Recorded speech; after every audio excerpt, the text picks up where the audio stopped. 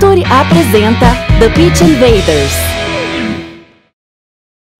Olá, futeboleiros! Olá, futeboleiras! Futre apresenta The Pitch Invaders, episódio 229.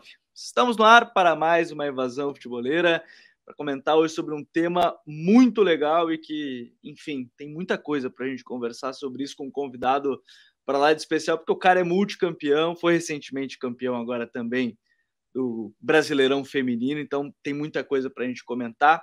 Antes de eu apresentar o professor Arthur Elias aqui com a gente, Michele Silva, da casa, apresentadora do God Save the Game, nosso podcast de futebol inglês. Tudo bem, Michele? Seja bem-vinda. Opa, Gabriel, muito bom estar aqui de novo, né, no The Pitch Invaders. Fazia tempo que eu estava com saudade de gravar aqui e mais do que especial, né, nosso convidado aí é das figuras mais ilustres que já estiveram aqui no The Pitch Invaders, vai ser muito bom. Bom, e ele está desde 2016 no Corinthians, é um cara novo ainda, tem 40 anos, mas ele é multicampeão. Se eu for trazer toda a lista de títulos, vai demorar um pouco nessa abertura. É tricampeão brasileiro, 2 títulos de Libertadores, tem Campeonato Paulista, tem Copa do Brasil com a equipe do Corinthians, enfim, muitos títulos, e quem a gente agradece imensamente a presença aqui com a gente, professor Arthur Elias, seja muito bem-vindo aqui ao The Pitch Invaders. Obrigado, Gabriel. Obrigado, Michele, pelo convite. Espero que a gente tenha um grande papo aqui, que possa agregar, que seja bacana para todo mundo que está nos escutando. Então, futeboleiros e futeboleiras, vamos entender um pouco mais as ideias de Arthur Elias e o Corinthians, recentemente campeão brasileiro da Série A1 do futebol feminino. Eu acho que é legal da gente começar esse episódio falando sobre esse contexto que o professor Arthur Elias está, porque ele é um cara que tem a carreira marcada pelo futebol feminino, mas que começou bem antes, acompanhava algumas matérias e ele falando um pouco mais sobre isso, a carreira começou bem antes. E você faz parte, professor, de um crescimento, você cresce junto com o futebol feminino aqui no Brasil, pelo menos em termos de dimensão, de transmissões, a gente tem visto números de Ibope crescendo cada vez mais quando a gente fala de transmissão, e o futebol feminino como um todo, e que bom que ele tem crescido, em que pese esse crescimento tenha demorado de maneira geral. Mas eu queria entender esse contexto da sua carreira hoje, você ter se dedicado ao futebol feminino e você chegar onde você está hoje, um cara que é multicampeão, já ganhou todos os títulos possíveis com o Corinthians e que a sede de títulos, imagino que não para, todo ano ela vem se renovando, professor. Bom, eu considero sim que eu acompanhei esse crescimento, né? O futebol feminino teve outros momentos importantes antes de eu entrar na modalidade, final da década de 90, né? Alguns momentos, comecinho dos anos 2000. Depois deu uma interrupção nos campeonatos, né? Os campeonatos principais, Federação Brasileira, e isso começou a ser retomado a partir ali de 2007, 2008, né, Copa do Brasil, Campeonato Paulista sendo jogado todos os anos consequentes, e aí a gente viu que a modalidade começou a se estruturar mais, em 2013 veio o Brasileiro, e o futebol feminino começou a entrar nos clubes de camisa novamente, e dessa vez um pouco mais organizado. Mas é bom dizer que a história do futebol feminino é bem maior do que a minha, né? Ela sempre existiu, as mulheres sempre jogaram futebol, mesmo na época que era proibido aqui no país e no mundo, em muitos países isso aconteceu também, uma proibição da mulher jogar futebol. Elas jogavam, elas persistiam, elas lutaram, então é um esforço muito grande de uma classe, principalmente das mulheres, e alguns homens que ajudaram, né, um pouco esse crescimento, mas o esforço maior da luta delas para se ganhar espaço, respeito, e acredito que hoje a gente vive sim um momento melhor, mas a gente espera cada vez mais, né, uma estrutura, investimento, que isso seja algo contínuo e que o futebol feminino se organize, se valorize cada vez mais. Na minha parte, foi uma escolha mesmo, um plano de carreira que eu tracei para mim. A partir de 2006, eu tive o contato com o futebol feminino, eu já era treinador desde 2002, e estava ali ainda jovem, né, com 25 anos, procurando entrar no mercado do futebol e um ambiente que me desenvolvesse. Eu poderia partir como muitos amigos e profissionais dessa idade partem para trabalho de categoria de base, mas eu via que era um público diferente, né, do futebol, porque você trabalha com adolescentes, com formação, e é um outro tipo de metodologia de trabalho, né, um outro tipo de ambiente que você precisa ser especialista e se dedicar naquilo, né, e eu não fui para esse caminho da formação de atletas, que pese que eu ainda depois fiz um projeto no Centro Olímpico que eu coordenei, né, muito focado na formação de atletas, mas não atuei como treinador de categoria de base, né. Poderia também, assim como fiz alguns estágios, né, ser um treinador, um auxiliar, né, de um treinador do futebol masculino profissional, né, isso é comum também, você procurar estagiar e às vezes se ligar a algum treinador e trabalhar como auxiliar, mas nesse ponto eu percebi que eu não ia conseguir desenvolver muito bem as minhas ideias, né, colocar em prática aquilo que eu penso de futebol, que eu pensava, e que isso vai se modificando, vai se aperfeiçoando, e eu acho que o melhor jeito de aperfeiçoamento foi realmente eu colocar a mão na massa, praticar as minhas ideias, bater muito com a cabeça em algumas situações, tanto dentro do campo quanto fora, estruturais, para conseguir realizar os projetos que eu consegui tocar no futebol feminino, acho que foi engrandecedor para mim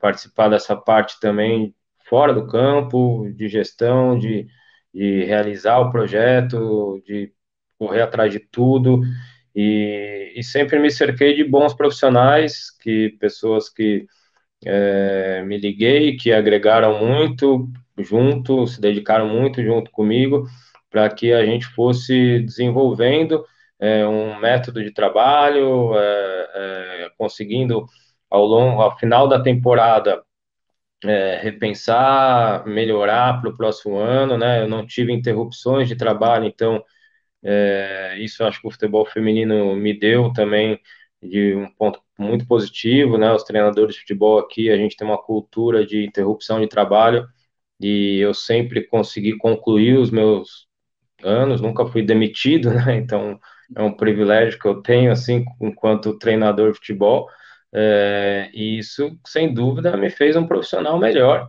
E também fui me especializando, né, dentro da modalidade, o futebol das mulheres, né, o contexto todo, como ele funciona, a história delas, né, as dificuldades, e aquilo que a gente tinha que aplicar, né, de estrutura e de plano tático, né, plano de jogo, planejamento de treinamentos, estratégias, enfim, dentro do contexto da modalidade. Acho que tudo isso foi crescendo muito até hoje em dia, que, assim como vocês todos, sou muito feliz por todas essas conquistas, né? Sou tetracampeão brasileiro, tá? Não tri. Tetracampeão, falei tri é tetra. E a gente vai sim buscar mais. Acho que o futebol feminino está nesse crescente aí muito interessante e fico muito feliz de ver que o esforço delas agora tem sido mais recompensado e sendo tratado com mais respeito. Arthur, primeiro, parabéns, né, pelo título mais recente, mas também pela carreira.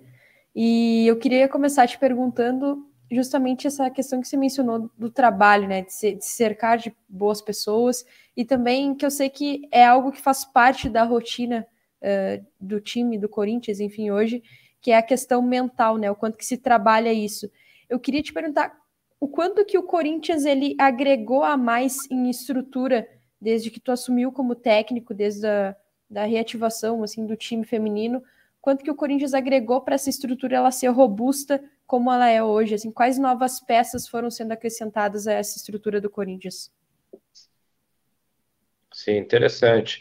Olha, a gente começou em 2016, né, numa parceria, o Corinthians retoma o futebol feminino em 2016, em uma parceria com a Audax.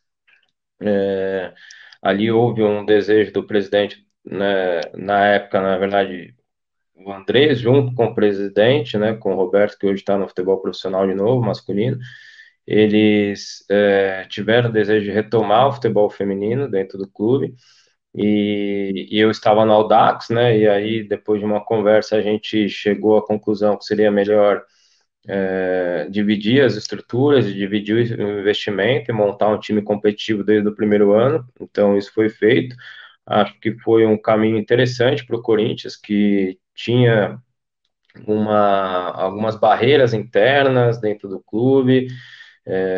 Teve um projeto um tempo anterior que não foi um projeto de muito sucesso, de muitas conquistas, e deixou algumas situações para o clube que a gente sabia que pouco a pouco a gente ia precisar quebrar e conquistar o clube de novo, né, esse espaço do futebol feminino internamente.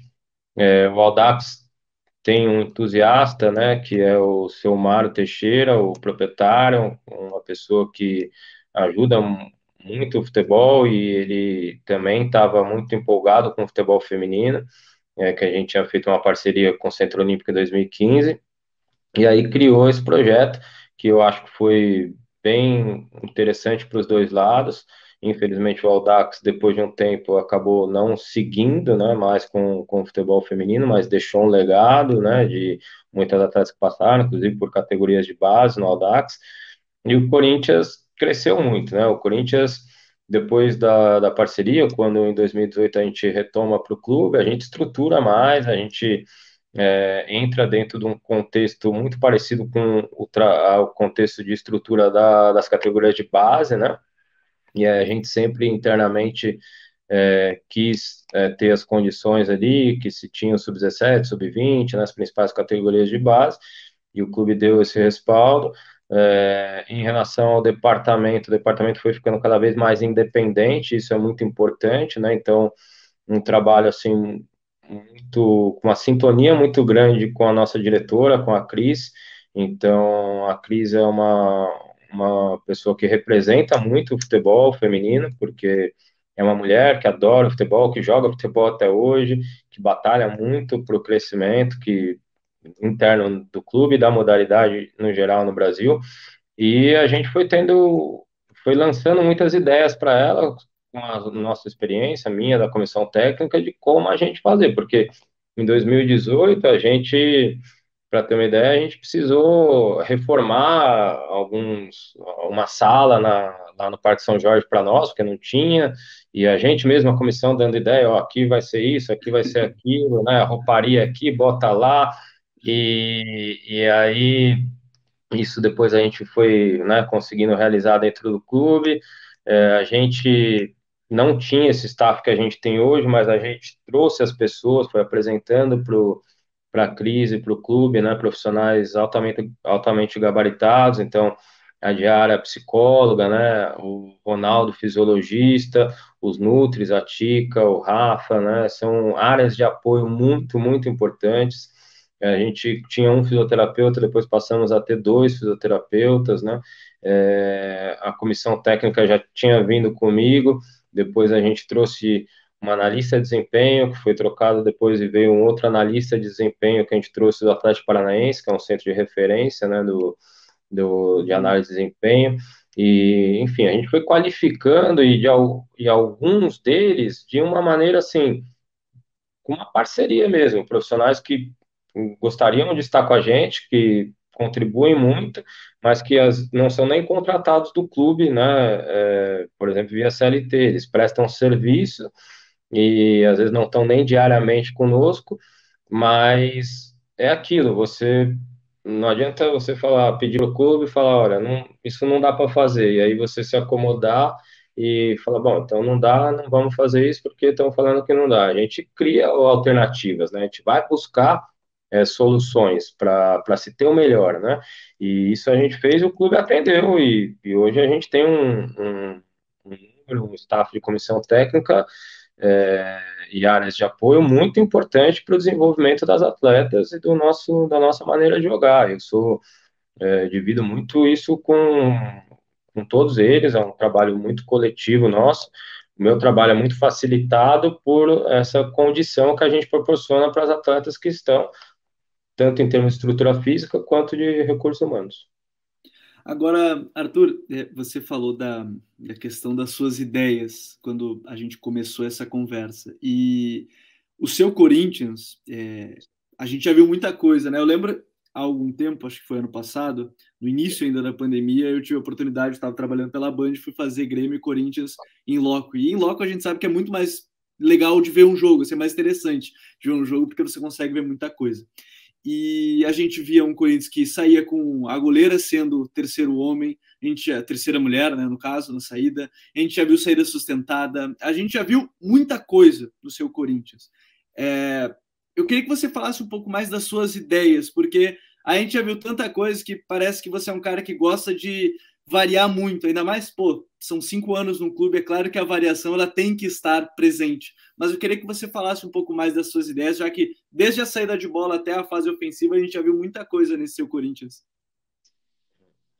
A pergunta é bastante ampla, né? A gente poderia ficar aqui horas, né, falando.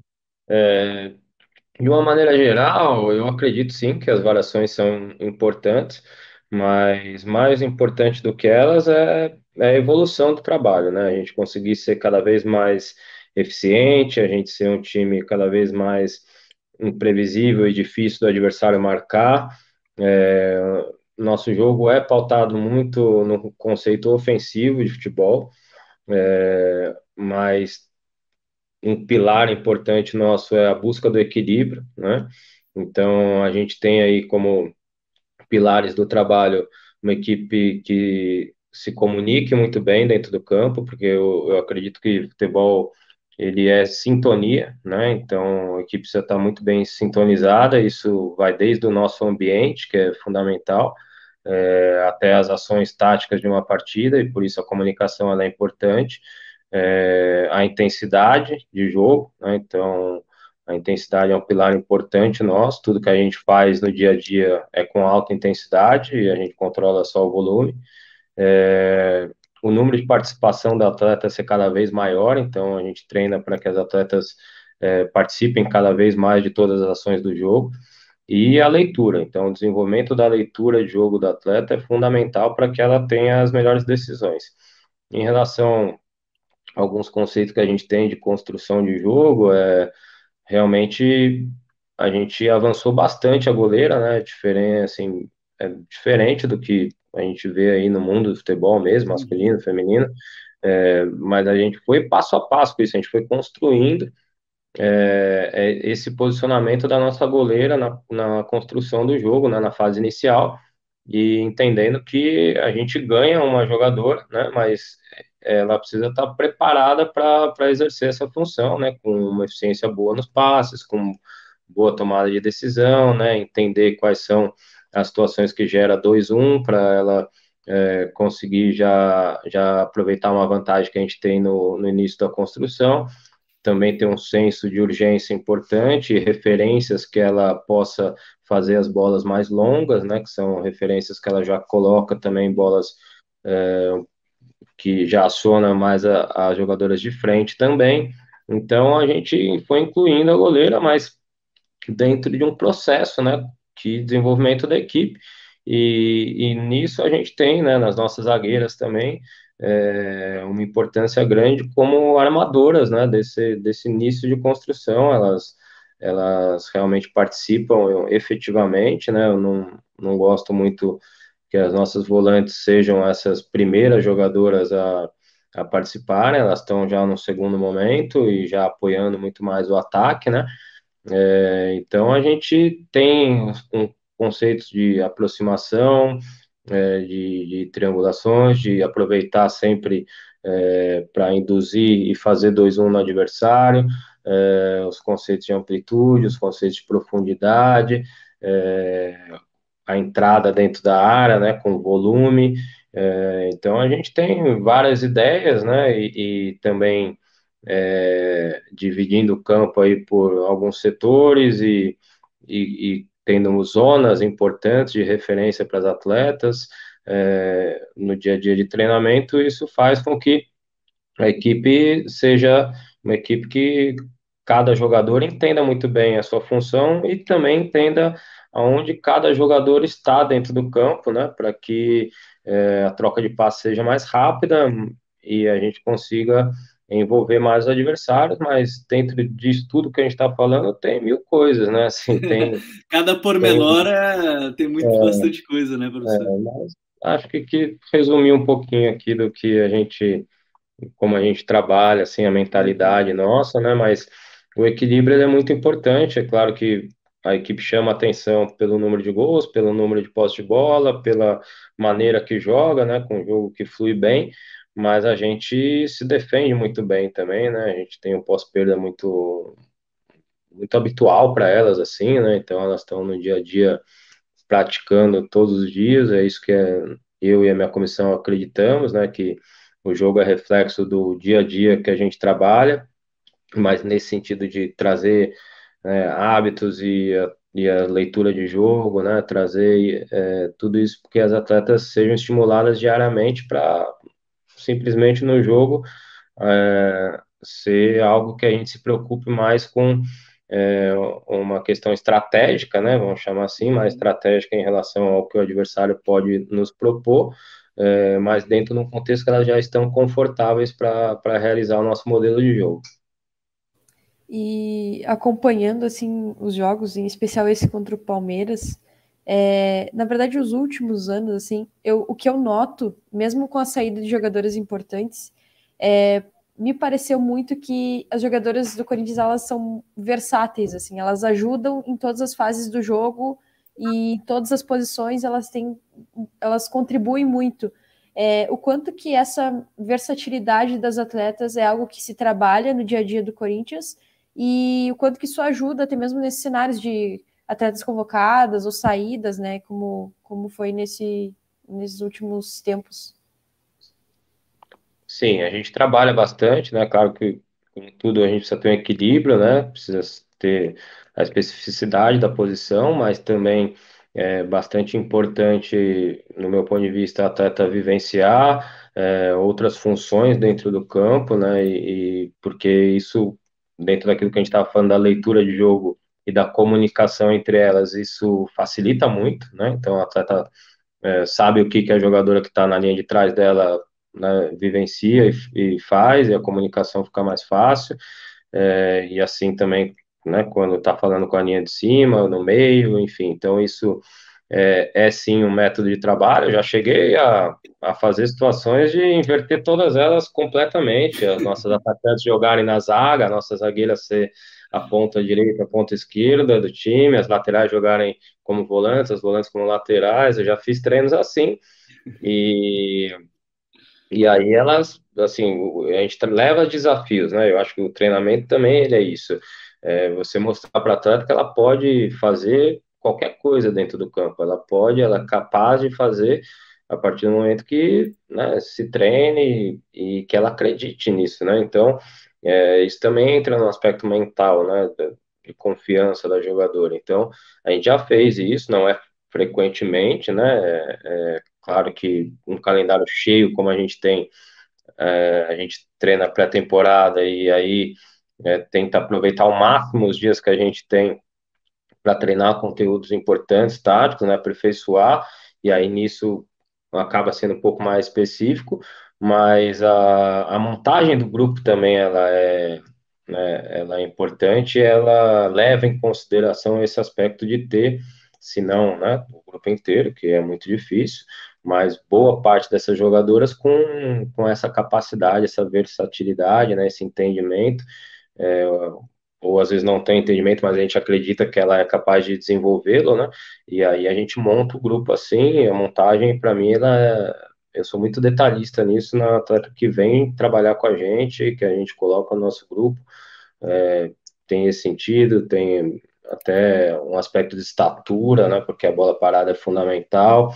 Por exemplo, as duas jogadoras que você citou que a gente perdeu são jogadoras importantes que definem jogo, né? A Crivellari e a Nunes, mas uma preocupação que a gente teve foi com a bola parada, porque elas ajudavam muito, né? E a gente precisa ter um equilíbrio sempre nisso, né? Antes perdemos a Paula, que é uma lateral também experiente, que estava dentro das nossas ideias, do nosso trabalho há muito tempo. E aí a Poliana, que estava zagueira, começou a treinar um pouco mais de lateral também, mas outras puderam vivenciar isso também. Então, é um trabalho que é importante você saber a carga de quanto distribuir nesse método de trocar elas de função, mas também elas serem muito especialistas e saberem muito bem o que exige de cada posição, função que elas estão fazendo dentro do campo. Agora, Arthur, eu sei que eu gostei muito quando você falou de fazer esses treinos que dão várias possibilidades, porque, querendo ou não, o jogador, a jogadora, ele precisa encontrar soluções, né, no jogo. E eu queria saber de você como é que você trabalha essa questão, porque assim, você faz um trabalho durante toda a semana, né? E eu queria entender mais daquela questão, a liberdade, até porque me incomoda muito quando alguém fala que o treinador não fala para o jogador não driblar, porque eu duvido que alguém fale, eu duvido que um treinador pegue e fale, não, você não vai driblar agora, não vai tirar essa questão da inventividade de um jogador ou de uma jogadora. Como é que você trabalha essa questão da tomada de decisão delas, assim, você dá uma liberdade maior quando chega numa parte do gramado, quando chega próximo do gol, você dá uma liberdade maior dependendo da situação, como é que você trabalha essa questão da tomada de decisão na sua equipe? Olha, eu não tenho muito esse conceito comigo de eu dou liberdade daqui para frente, daqui para trás, não. Eu entendo que futebol ele é jogado pelas jogadoras e elas precisam estar entendendo o que a gente faz no dia a dia, né? Qual é a proposta nossa da maneira de jogar e se tiver algo diferente para algum jogo específico, aquilo que a gente propõe a fazer para facilitar o confronto contra o adversário. Elas têm liberdade em todos os lugares do campo para tomar as decisões. O meu papel é fazer com que elas estejam preparadas para que essas sejam as melhores decisões, né? E também entender que algumas vezes a decisão não vai ser a melhor e o time está preparado para, quando perder a posse de bola ou, né, tiver alguma situação de ataque do adversário, que a gente esteja preparado para se reorganizar novamente e ser agressivo o tempo inteiro, que é o método nosso, a mentalidade nossa, né? De ser um time intenso e agressivo. Agora, tanto na primeira fase quanto no terço final, a gente tem e treina muito padrões, né? Então, eu não gosto dessa ideia de, no terço final, resolve aí, Sim. entendeu? Não é nem 8 ou 80 também, né? O que eu mais treino é o terço final, porque é onde vai resolver o jogo, né? Então, tanto para o meu ataque, saber atacar nesse momento e ser eficiente, que não é fácil, quanto a minha defesa, defender bem, né? Nesse momento, onde você precisa estar bem posicionada, tranquila, para tomar a melhor decisão defensivamente. Então, o que a gente mais treina é o terço final.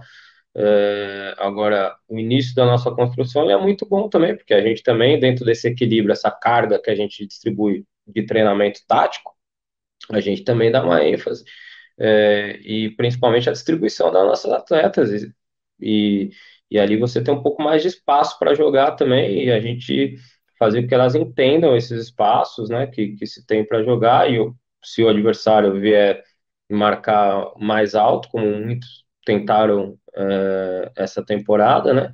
Inclusive o Palmeiras na final, a gente atrai, né, o adversário, desce com mais jogadoras, mais perto da bola, a gente tem mais jogadoras para associar e abre fundo de campo, né? Então a gente troca menos passe, mas a ideia ela segue sendo a mesma, que é ser objetivo, que é chegar no gol, né? E aí esse conceito de liberdade por zona de campo, acho que a jogadora precisa estar confiante, que é a palavra fundamental, e saber os padrões, né? Quais são os padrões que vão facilitar o jogo dela, e ela tem liberdade, dentro disso, ela tem liberdade em todos os lugares do campo.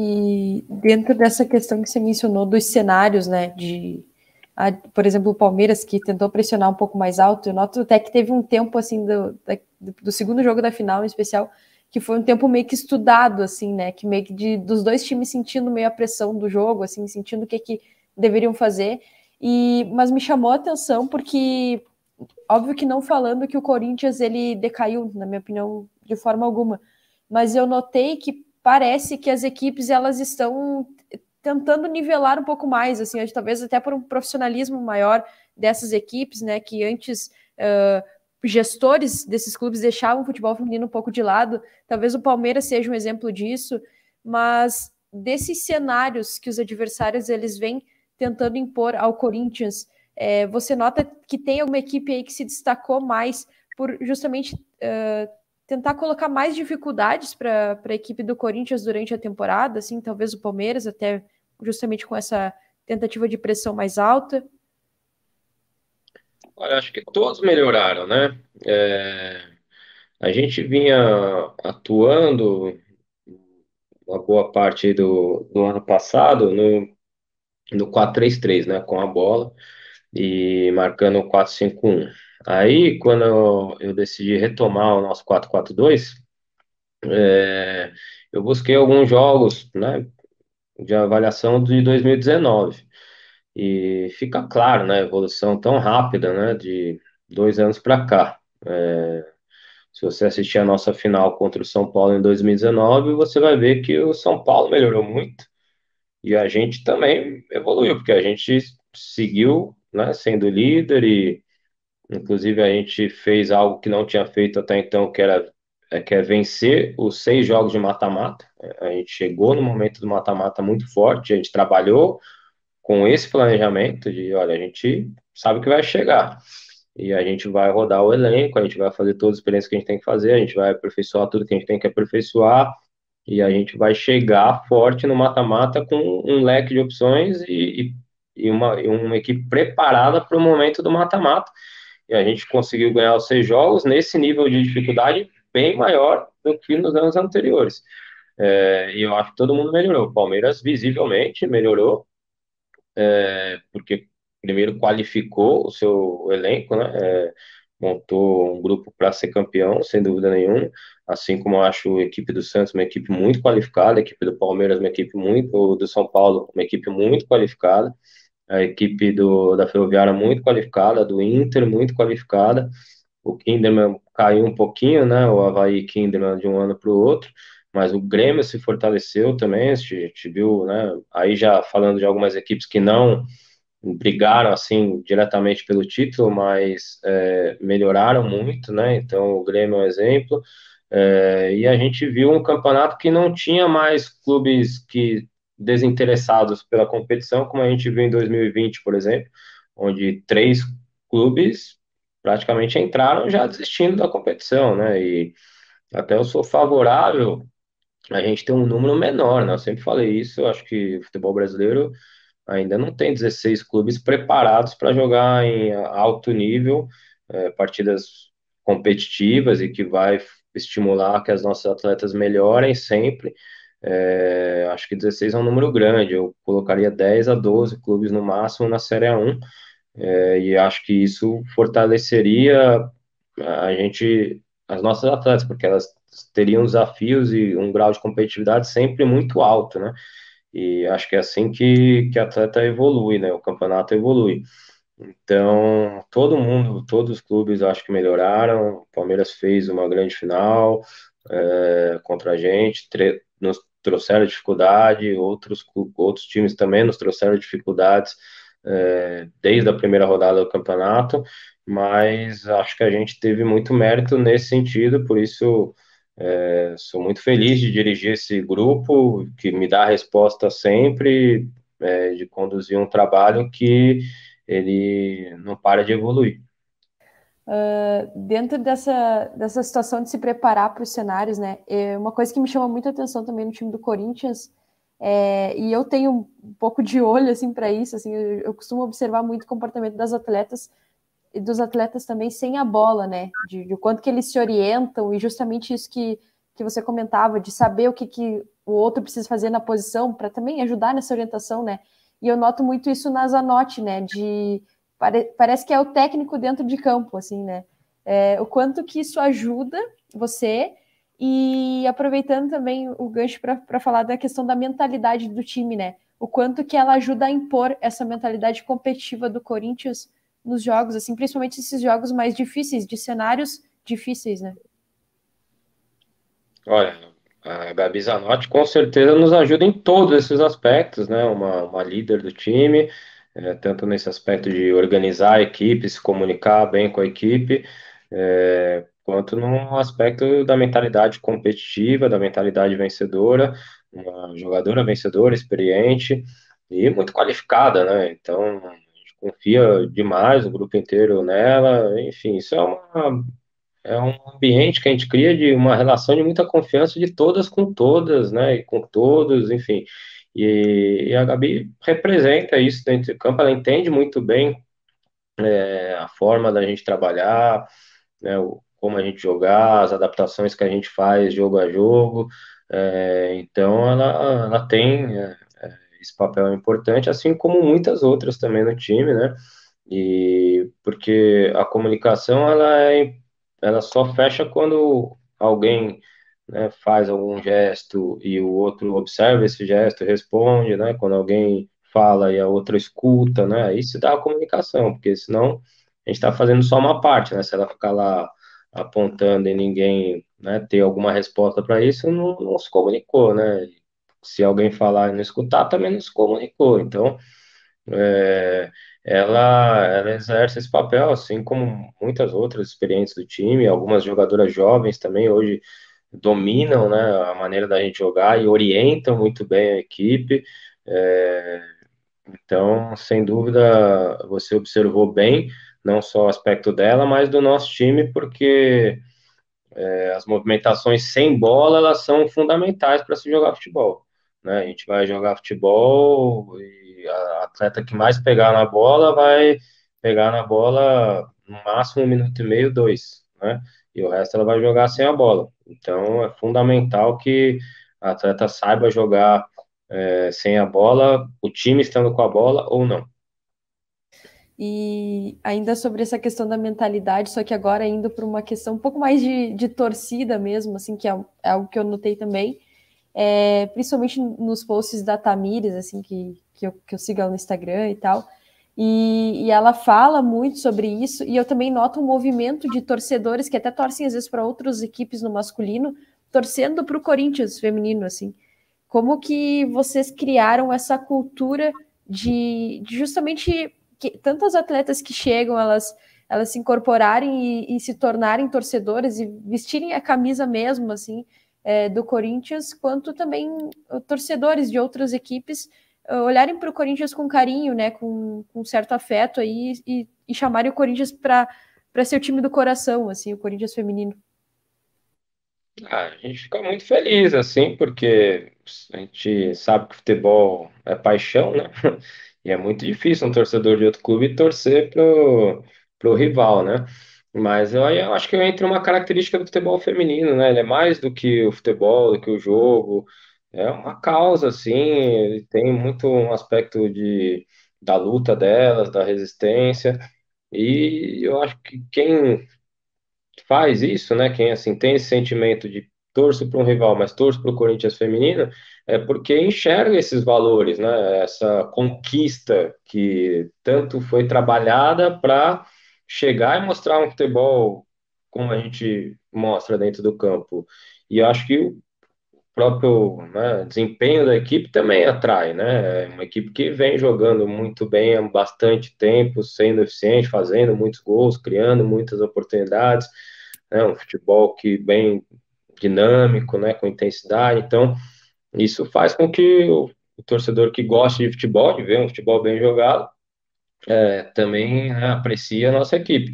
Mas eu acho que entra muito nesse contexto do futebol feminino e a gente fica muito feliz que isso aconteça e as jogadoras nossas se envolverem com o clube cada vez mais parte do nosso ambiente, que é fundamental para nossas conquistas, para o nosso trabalho. A gente tem um ambiente que a gente tem, saudável, de competitividade dentro, mas de muita cooperação também, de muito compromisso com a nossa camisa, com o clube, de entender o que é Corinthians, né, de entender o clube que está representando, de não só entender, mas de ter o prazer, né, de vestir essa camisa, ter o prazer de conseguir atrair cada vez mais esse torcedor apaixonado e que nos apoia. Então isso é prazeroso, isso para nós né, é um grande momento, assim, é um momento de reconhecimento, um momento gostoso do futebol, porque futebol você trabalha muito, né, diariamente, não tem folga, né, muita viagem, muito jogo, pressão, né, competição, cobrança o tempo inteiro, a gente se cobra muito, nosso time, já cansei de falar para os atletas, às vezes no meio da temporada a gente ganha jogos de uma maneira impressionante, a gente ganha, às vezes, as primeiras fases do mata-mata e a gente não explode de alegria, sabe? A gente, às vezes, só vai explodir no título e a gente precisa ter esses momentos, sabe? O torcedor nosso nos entrega isso e precisa aproveitar, sabe? Então, a gente fica realmente muito feliz e assim como dentro do campo, em conquistas, títulos, a gente quer mais também conquistar cada vez mais os torcedores do Corinthians e quem gosta de futebol, quem vier torcer para nós, é sempre muito bem-vindo. Nessa volta, eu tenho uma pergunta assim, que é mais, eu acho que talvez visando os próximos passos, professor, que é a questão da formação das atletas, porque se a gente falou bem no início da conversa sobre a história do futebol feminino, a paralisação, digamos assim, dos eventos assim anualmente, como a gente tem visto agora no Campeonato Brasileiro, já são 9 edições, a formação das atletas eu imagino que esteja mudando devido ao investimento, devido a toda essa situação que a gente tem visto do crescimento também nesse momento do futebol feminino. Isso já dá para perceber a partir de agora, quando você recebe uma jogadora vindo das categorias de base, que agora estão cada vez mais fortes também, a gente tem visto transmissões do futebol de base também, né, do futebol feminino, que tem sido bem interessante. Isso já tem dado para notar a diferença, seja, não sei se é mais ou menos por aí, por questão técnica, de trabalho tecnicista mesmo, de trabalho de base, isso já tem dado para perceber alguma mudança nos últimos anos ou mais recentemente, professor? Com certeza, com certeza. A evolução, ela é muito rápida, né? Porque você sai de um cenário que não existia, né? Assim, era muito pouco, era muito raro, né? Os trabalhos de base. Tive um prazer enorme de conduzir o Centro Olímpico, né? E participar ali de um processo de formação de atletas e também, inclusive, de formação de profissionais, né? Para a modalidade.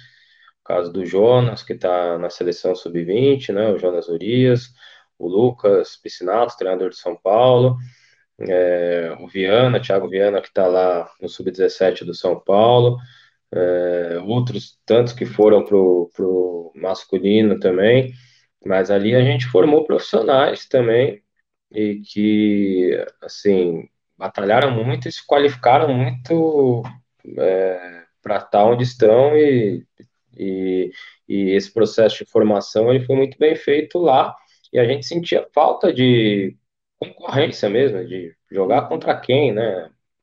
Eu lembro que eles jogavam, eu até falava para eles, caras, né, segura um pouco, vocês são loucos. Eles jogavam 5 jogos por final de semana, que entravam em todas as competições que tinha, mas competições da prefeitura, competição de uma entidade que fazia, não eram competições oficiais, né, da CBF, da federação, como a gente vê hoje. E aí era só goleada, enfim. E agora você vê um campeonato sub-16, sub-18 brasileiro, como eu assisti, de um nível bem interessante, assim, bem legal, um campeonato paulista que, né, tá melhorando também, então eu estou muito otimista pelo futuro que a gente tem.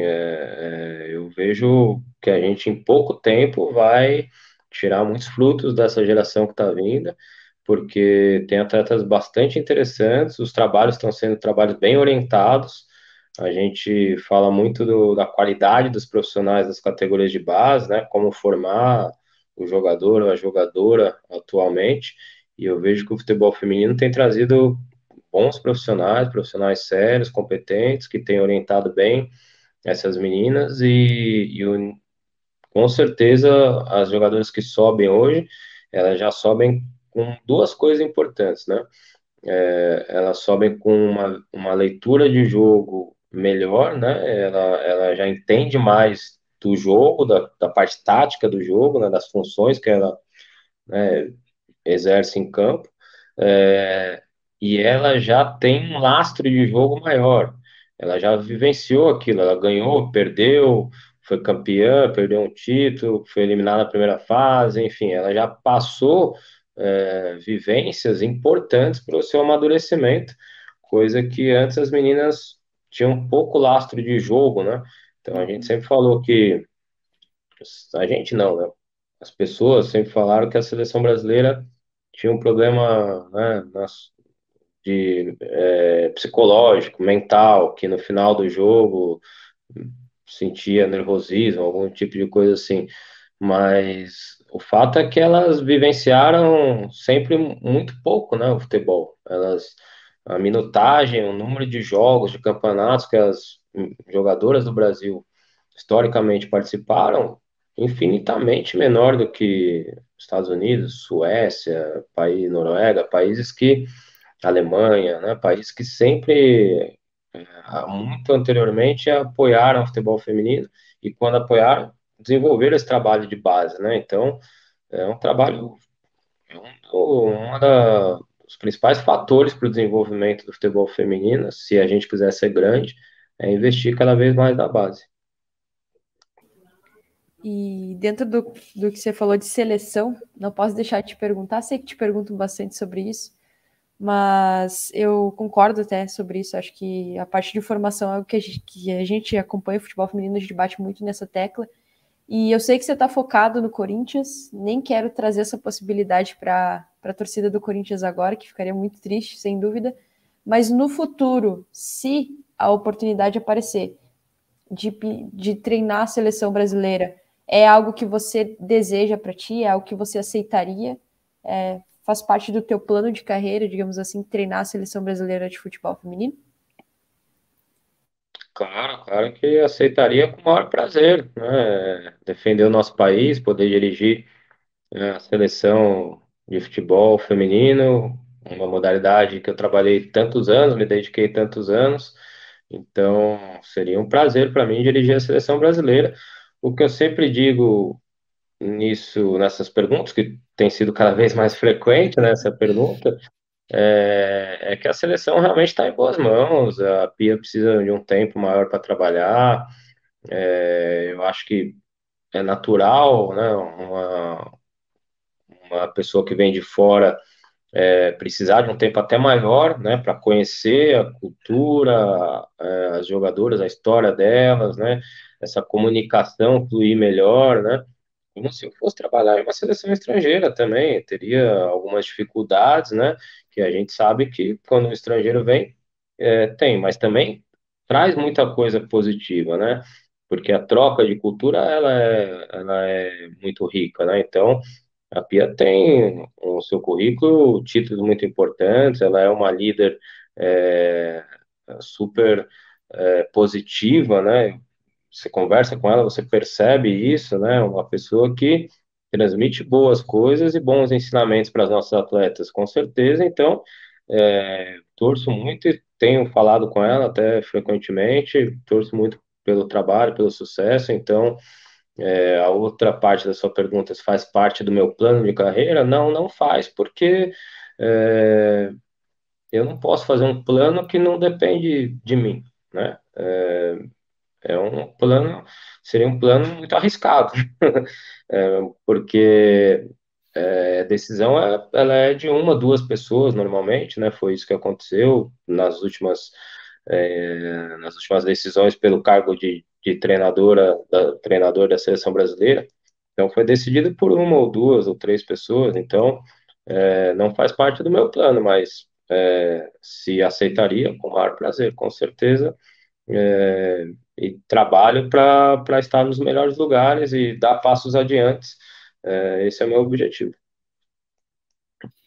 E essa conversa, ela acho que chega ao final quando a gente fala de seleção, mas certamente tem muita coisa para a gente conversar num futuro próximo com alguém que tem tanta história no futebol feminino e alguém que tem tanta história agora no Corinthians também e na história do futebol feminino, mas que teve muita coisa para nos contar no episódio de hoje. Mas agora é hora das nossas dicas futeboleiras.